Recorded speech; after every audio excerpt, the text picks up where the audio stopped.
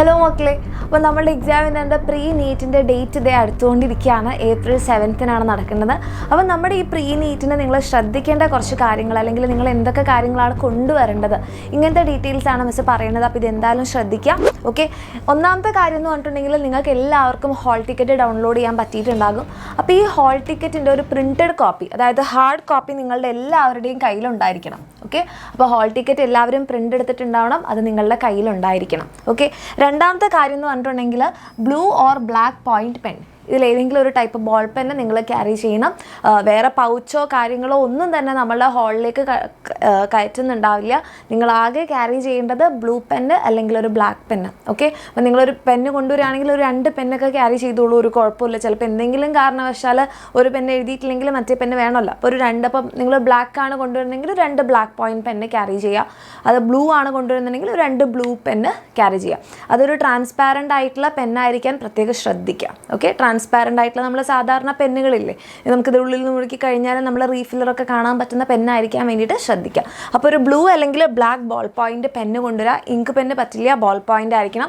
അടുത്തതായിട്ട് നമുക്ക് വേണ്ടതാണ് ആധാർ കാർഡ്. അപ്പോൾ നിങ്ങൾക്ക് ഒരു വാലിഡ് ആയിട്ടുള്ള ID വേണം. അപ്പോൾ നമ്മൾ പ്രിഫർ ചെയ്യുന്നത് ആധാർ കാർഡാണ്, അതായത് നിങ്ങളുടെ ഫോട്ടോ ഒക്കെയുള്ള ആധാർ കാർഡാണ് നമ്മൾ പ്രിഫർ ചെയ്യുന്നത്. അപ്പോൾ കുറേ മക്കൾ ഇന്നലത്തെ ഒരു വീഡിയോയിൽ കമൻറ്റ് ചെയ്യുണ്ടായി, ആധാർ കാർഡ് കൊടുത്തിട്ടുണ്ട് അത് കിട്ടിയിട്ടില്ല എന്നൊക്കെ പറയുണ്ടായി. അങ്ങനെ ആധാർ കാർഡിന് നിങ്ങൾക്ക് എന്തെങ്കിലും ഇഷ്യൂസ് ഉണ്ടെങ്കിൽ പ്രോപ്പർ ആയിട്ടുള്ള ഒരു ID കാർഡ് മസ്റ്റാണ്. നിങ്ങളുടെ ഫോട്ടോ ഉള്ള ഒരു പ്രോപ്പർ ID കാർഡ് എന്തായാലും കൊണ്ടുവരണം. ID കാർഡ് ഇല്ലാതെ നിങ്ങളെ നമുക്ക് എക്സാമിന് വേണ്ടി പെർമിറ്റ് ചെയ്യാൻ പറ്റില്ല. അപ്പോൾ ആധാർ കാർഡ് ഉള്ളവർ നിർബന്ധമായിട്ട് ആധാർ കാർഡ് കൊണ്ടുവരിക. ആധാർ കാർഡ് ഇല്ലാത്തവർ, അല്ലെങ്കിൽ അത് റിന്യൂ ചെയ്യാൻ കൊടുത്തിട്ട് കിട്ടാത്ത മക്കളൊക്കെ ആണെങ്കിൽ ഒരു പ്രോപ്പർ വാലിഡ് ID കാർഡ്, നിങ്ങളുടെ ഫോട്ടോ ഉള്ള ഒരു പ്രോപ്പർ വാലിഡ് ID കാർഡ് കൊണ്ടുവരിക. ഇനിയിപ്പോൾ ആധാർ കാർഡിൻ്റെ സോഫ്റ്റ് കോപ്പി ഉണ്ടെങ്കിൽ അത് പ്രിൻ്റ് എടുത്താലും മതി. ഒറിജിനൽ കിട്ടിയിട്ടില്ല, നിങ്ങൾ കൊടുക്കുന്ന സമയത്ത് നിങ്ങൾക്ക് റിന്യൂ ചെയ്തിട്ട് നിങ്ങൾക്കൊരു സോഫ്റ്റ് കോപ്പി ഒക്കെ വരികയാണെങ്കിൽ അത് നിങ്ങൾ പ്രിൻ്റ് എടുത്ത് കൊണ്ടുവന്നാലും മതി. പക്ഷേ ഒരു പ്രോപ്പർ ID മസ്റ്റാണ്, ഇതില്ലാതെ എക്സാം ഹാളിലേക്ക് പെർമിറ്റ് ചെയ്യില്ല. ഓക്കെ, ആൻഡ് അടുത്ത കാര്യമാണ് നിങ്ങൾ എന്ത് ചെയ്യുക, നമ്മുടെ റിപ്പോർട്ടിംഗ് ടൈമിന് ഒരു ഹാഫ് ആൻ അവർ മുമ്പ്, തീർച്ചയായിട്ടും മിനിമം ഹാഫ് ആൻ അവർ മുമ്പ് നിങ്ങൾ എന്തായാലും നമ്മളുടെ ഹാളിലെത്തണം. ഓക്കെ, അപ്പോൾ നിങ്ങളുടെ എക്സാം ഇപ്പോൾ 2 മണിക്കാണെങ്കിൽ മാക്സിമം നിങ്ങൾ ഒരു 1:30-ക്കെങ്കിലും എവിടെ എത്തിയിരിക്കണം, നമ്മളുടെ എക്സാം ഹാളിൽ എത്തിയിരിക്കണം. നമ്മൾ ടൈം കഴിഞ്ഞ് കഴിഞ്ഞാൽ നമുക്ക് ഹാളിലേക്ക് നിങ്ങളെ കയറ്റി വിടാൻ പറ്റില്ല. അപ്പം എല്ലാവരും ഇത് വളരെ ഇമ്പോർട്ടൻ്റ് ആയിട്ട് ശ്രദ്ധിച്ച് വെക്കുക. റിപ്പോർട്ടിംഗ് ടൈമിന് ഒരു ഹാഫ് ആൻ അവർ മുമ്പ് തീർച്ചയായിട്ടും എൻ്റെ മക്കൾ ഹാളിലെത്തുക, നമ്മുടെ എക്സാം സെൻറ്ററിലെത്തുക. അതല്ലാന്നുണ്ടെങ്കിൽ എന്താ പറ്റുക പറഞ്ഞാൽ നമ്മൾ ടെൻഷനായി പോകും. നമ്മൾ ഓടിക്കയറി ചിലപ്പോൾ ഒരു 5 മിനിറ്റ് മുമ്പൊക്കെയാണ് നമ്മൾ വരുന്നതെന്നുണ്ടെങ്കിൽ നമ്മൾ ആകെ ടെൻഷനായി അങ്ങോട്ട് കയറി ഇങ്ങോട്ട് കയറി ഓടി ചാടി വേർത്തായിരിക്കും നമ്മൾ വരുന്നത്. അപ്പോൾ തന്നെ നമ്മൾ ഹാഫ് ഡിസ്റ്റർബ്ഡ് ആയി പോകും. നമുക്ക് സമാധാനത്തോടെ നിങ്ങൾ ടെൻഷനൊന്നും ഇല്ലാതെ വേണം ഈ ഒരു എക്സാം എഴുതാൻ വേണ്ടിയിട്ട്. അപ്പോൾ അതുകൊണ്ട് എൻ്റെ മക്കളെല്ലാവരും നിങ്ങൾക്ക് എക്സാം സെൻറ്റർ ചെയ്ത സ്ഥലത്താണ് കറക്റ്റ് നോക്കിയൊക്കെ വെക്കുക. അവിടെ നിങ്ങളുടെ വീട്ടിൽ നിന്ന് എത്ര ദൂരെ ഉണ്ടെന്ന് നോക്കുക. അതിനനുസരിച്ച് കറക്റ്റ് കാര്യങ്ങളൊക്കെ പ്ലാൻ ചെയ്ത് ഒരു ഹാഫ് ആൻ അവർ മുമ്പൊക്കെ നിങ്ങൾ സെൻറ്ററിൽ എത്തുകയാണെങ്കിൽ നമുക്ക് സമാധാനത്തോടെ ഇരിക്കാം, ഒന്ന് കൂളാവാം, ഒന്ന് ടെൻഷൻ ഫ്രീ ഒക്കെ ആയിട്ട് നമ്മളുടെ ഹാളിലേക്ക് കയറാൻ പറ്റും. അപ്പോൾ ആ കാര്യം എൻ്റെ മക്കളെ തീർച്ചയായിട്ടും എൻഷുർ ചെയ്യുക. ഇത് നിങ്ങളുടെ നീറ്റ് എക്സാമിനൊക്കെ ആണെങ്കിലും നിങ്ങൾക്ക് വളരെ പ്രധാനപ്പെട്ടതാണ്. ഓക്കെ, ഇനി നമ്മളുടെ അടുത്ത കാര്യം എന്ന് പറഞ്ഞിട്ടുണ്ടെങ്കിൽ മിസ് ഇപ്പോൾ പറഞ്ഞത് തന്നെയാണ്, ലേറ്റ് കമേഴ്സിനെ നമുക്ക് ഒരു കാരണവശാലും എക്സാം ഹാളിൽ കടത്തിവിടാൻ പറ്റില്ല. അതിപ്പോൾ ഈവൻ നമ്മളുടെ എക്സാം ടൈം കഴിഞ്ഞ് ഒരു 5 മിനിറ്റ് കഴിഞ്ഞാൽ പോലും നമുക്ക് എന്ത് ചെയ്യാൻ പറ്റില്ല, എക്സാം ഹാളിലേക്ക് കടത്താൻ പറ്റില്ല. അപ്പം ദയവായിട്ട് എൻ്റെ മക്കളെല്ലാവരും ശ്രദ്ധിക്കുക, കറക്റ്റ് ടൈം.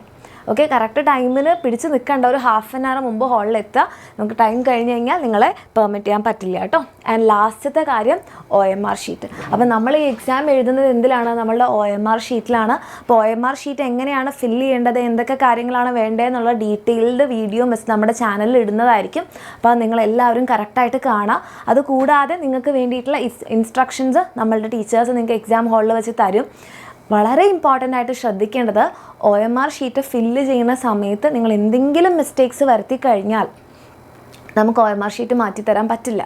ഓക്കെ, നിങ്ങൾക്ക് ഒരാൾക്ക് വേണ്ടിയിട്ട് നിങ്ങളുടെ രജിസ്റ്റേർഡ് ആയിട്ടുള്ള നമ്പറിൽ നമുക്ക് ഒറ്റൊരു OMR ഷീറ്റ് മാത്രമേ ഉള്ളൂ. അപ്പോൾ നിങ്ങൾ എന്തെങ്കിലും മിസ്റ്റേക്ക് വരുത്തി കഴിഞ്ഞാൽ അത് ചേഞ്ച് ചെയ്യാനോ മാറ്റി തരാനോ പറ്റില്ല. അപ്പോൾ വളരെ കെയർഫുള്ളായിട്ട് തന്നെ എന്ത് ചെയ്യുക, OMR ഷീറ്റ് ഫില്ല് ചെയ്യുക. എന്തെങ്കിലും സംശയങ്ങളുണ്ടെങ്കിൽ അത് വളരെ കറക്റ്റായിട്ട് നമ്മുടെ ഹാളിൽ നിങ്ങൾക്ക് ടീച്ചേഴ്സ് ഉണ്ടാകും, നിങ്ങളെ സൂപ്പർവൈസ് ചെയ്യാൻ ആൾക്കാരുണ്ടാകും. അവരോട് ചോദിച്ച് സംശയങ്ങളൊക്കെ മാറ്റിയതിന് ശേഷം മാത്രം OMR ഷീറ്റ് ഫില്ല് ചെയ്യുക. മിസ്റ്റേക്ക് വന്നു കഴിഞ്ഞാൽ നമ്മൾ ഹെൽപ്ലെസ് ആയി പോകും. മിസ്റ്റേക്സ് വന്നു കഴിഞ്ഞാൽ അത് സിസ്റ്റം റീഡ് ചെയ്യില്ല. ഓക്കെ, അപ്പോൾ വളരെ കെയർഫുള്ളായിട്ട് തന്നെ എൻ്റെ മക്കൾ OMR ഷീറ്റ് ഫില്ല് ചെയ്യുക. അതെങ്ങനെയാണ് ചെയ്യേണ്ടത് എന്നുള്ള ഡീറ്റെയിൽഡ് വീഡിയോ നമ്മുടെ ചാനലിൽ വരുന്നതായിരിക്കും. അപ്പോൾ അത് ആലോചിച്ച് ടെൻഷൻ അടിക്കേണ്ട. ആ വീഡിയോ നല്ല ക്ലിയർ ആയിട്ട് തന്നെ കണ്ടു പോവുക. അത് കഴിഞ്ഞ് നിങ്ങൾക്ക് ഇനി എന്തെങ്കിലും സംശയം ഉണ്ടെങ്കിലും പേടിക്കേണ്ട, ടെൻഷൻ അടിക്കേണ്ട. നമ്മുടെ ടീച്ചേഴ്സാണ് നിങ്ങളുടെ കൂടെ ഉണ്ടാവുക. സമാധാനത്തോടെ അവരോട് ചോദിച്ച് ക്ലിയർ ആക്കിയിട്ട് ചെയ്യാം. പ്രത്യേകം ശ്രദ്ധിക്കുക, നമുക്ക് ചേഞ്ച് ചെയ്യാൻ പറ്റില്ല, വേറെ തരാൻ പറ്റില്ല. വളരെ ക്ലിയർ ആയിട്ട് തന്നെ എല്ലാ സംശയങ്ങളും മാറ്റിക്കഴിഞ്ഞതിന് ശേഷം ഫില്ല് ചെയ്യാം. ഓക്കെ, അപ്പോൾ ഇത്രയും കാര്യങ്ങളാണ് പ്രൈമറി ആയിട്ട് നിങ്ങൾ ശ്രദ്ധിക്കേണ്ടത്. ഇനി വേറെ എന്തെങ്കിലും സംശയങ്ങൾ എൻ്റെ മക്കൾക്കുണ്ടെങ്കിൽ ഈ വീഡിയോയുടെ താഴെ കമൻറ്റ് ചെയ്യാം. And all the best. അടിപൊളിയായിട്ട് തന്നെ നമ്മൾ ഈ ഒരു എക്സാം എഴുതാം. അതിന് വേണ്ടിയിട്ട് നന്നായിട്ട് പ്രിപ്പയർ ചെയ്യാം. ഓക്കെ.